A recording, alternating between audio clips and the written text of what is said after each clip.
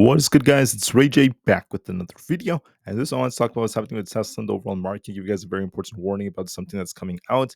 But let me just mention that I am not a financial planner. Take nothing I say as financial advice. And also, if you guys can, please check out the Weeb link. The offer is very soon. If you deposit $500, you guarantee 20 free stocks. There are only 7 days left. Anyways, for Tesla, I just want to say that right now Tesla's shuffling in the 178 area. We actually touched 180, which is a very good sign. And if we break 180 and close above this, there's going to be a lot more upside potential. Now, Tesla has a shareholder vote for tomorrow, so we'll have to see what ends up happening. And overall, we're holding up very, very well. Tesla's also showing a lot of strength compared to the market, so it's doing a great job at holding up. But just know we have another catalyst coming out at 2 o'clock p.m. Eastern Standard Time, so that's 15 minutes from now. We have the interest rate hike decision coming out. We know there's a 99+% chance the Fed's going to keep rates the same, so it's not going to affect us as badly. What's going to be more important will be this: the FOMC economic projections. We'll have to see what the Fed ends up saying.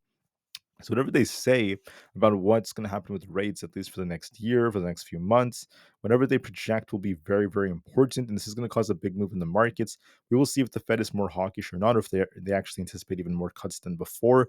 If that is the case, the market will continue to push. So we will wait and see what they end up announcing. So watch for some volatility at 2 p.m.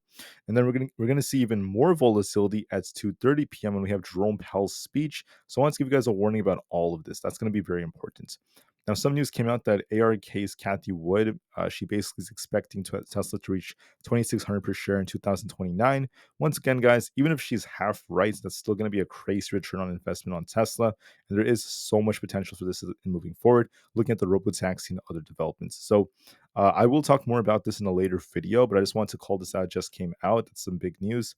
Part of why Tesla's up, not to mention the fact that we're getting a lot more upside projections from the inflationary data and other things like that. So for Tesla, if we're bullish, you want to see it try to break past 180 and hold this. If it does do so, we're going to start breaking out again.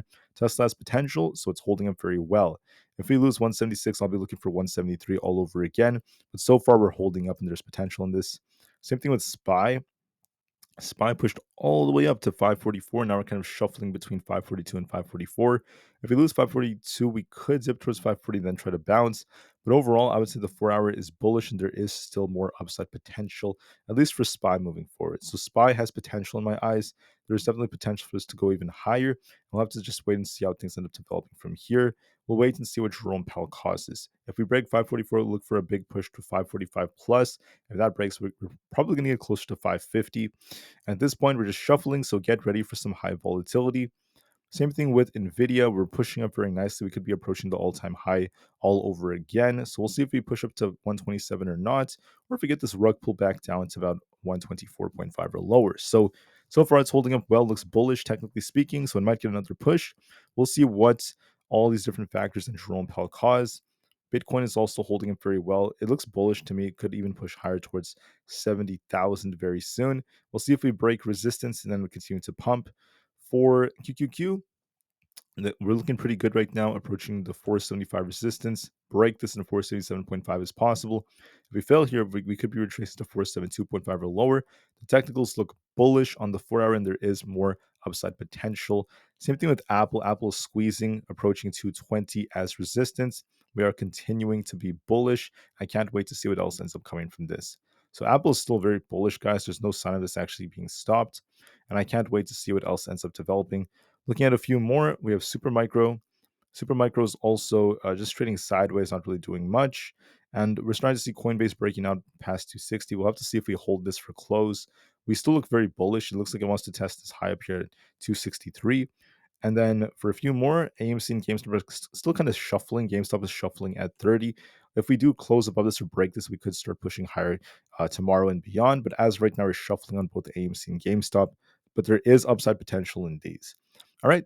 So that's your warning, guys. The market's about to make a crazy big move. We're going to wait and see what happens with the next rate hike decision. They're most likely going to keep rates the same.